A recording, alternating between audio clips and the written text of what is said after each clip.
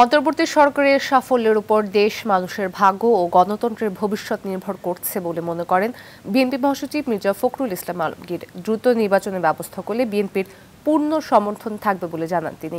তবে সংস্কারের আগে নির্বাচন হলে জনগণের প্রত্যাশা পূরণ নাও হতে পারে বলে মত জামায়াতের আমির ডাক্তার শফিকুর রহমানের। একই সঙ্গে সংস্কারের জন্য যৌক্তিক সময়কে টেনে লম্বা না করার দাবিও দলটির।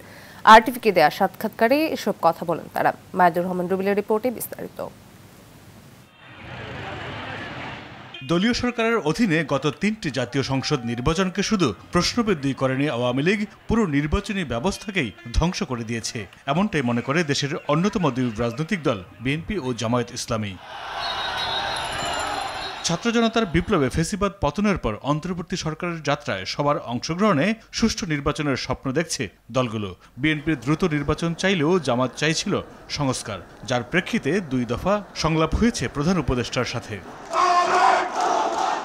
নির্বাচন নিয়ে সরকার সময়ক্ষেপণ করছে বলে মনে করে বিএনপি। দ্রুত নির্বাচন না দিলে গণতন্ত্র হুমকির মুখে পড়তে পারে বলে শঙ্কা দলটির মহাসচিব মির্জা ফখরুল ইসলাম আলমগীরের। ইন্টারিম গভর্নমেন্ট তার নির্বাচন করবে, সংস্কারগুলো করবে, যত দ্রুত করবে আমাদের পূর্ণ সমর্থন আছে। ইন্টারিম গভর্নমেন্টকে উপরে নির্ভর করছে বাংলাদেশের এই বিপ্লবের আপনার সাফল্য, এর সাফল্যের উপর নির্ভর করছে বাংলাদেশের ভবিষ্যৎ, এর সাফল্যের উপর নির্ভর করছে বাংলাদেশের গণতন্ত্রের ভবিষ্যৎ। জামায়াতের আমির মনে করেন সংস্কারের আগে নির্বাচন হলে জনগণের প্রত্যাশা পূরণ নাও হতে পারে, তবে দ্রুত প্রয়োজনীয় সংস্কার চান তিনি। এই যৌক্তিক সময়টা এমন হওয়া উচিত নয় যে এটাকে টেনে অনেক লম্বা করে মানুষের মধ্যে আবার একটা সন্দেহ, সংশয়, হতাশা সৃষ্টি করা, এটা ঠিক হবে। সংস্কার হয় তাহলে একটা ভালো নির্বাচন হবে, মানুষ তার পছন্দের দল এবং প্রার্থীকে বাছাই করে নিতে পারবে। এই জন্য আগে না পরে এটা বিষয় না, বিষয়টা হচ্ছে সংস্কার হতে হবে। অবশ্যই ইলেকশনের শিডিউল ঘোষণার আগে এই সংস্কার সারতে হবে যেগুলো আছে, কারণ শিডিউল ঘোষণা হয়ে গেলে এই সংস্কার কাজ আর আগাবে না, এটা থেমে যাবে। তখন নির্বাচনী প্রক্রিয়াটাই হবে মুখ্য বিষয়। সংস্কার এবং নির্বাচনী প্রক্রিয়া একসাথেই আগাবে, আমরা সেটা দেখতেও পাচ্ছি।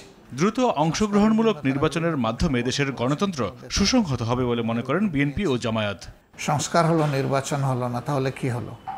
আবার নির্বাচন হলো কিন্তু সংস্কার হলো না, ক্ষেত্র তৈরি হলো না, মাঠ তৈরি হলো না, এর মাঝে নির্বাচন এসে গেল, তাহলে সেই নির্বাচনে জাতির প্রত্যাশা পূরণ করতে পারবে না। নির্বাচনের নামে অতীতের 3টা নির্বাচনের মতো হয়তো বা আরেকটা খারাপ নজির স্থাপন হবে। জাতি বারবার পথ হারাতে চায় না। মাইদুর রহমান রুবেল, আরটিভি, ঢাকা।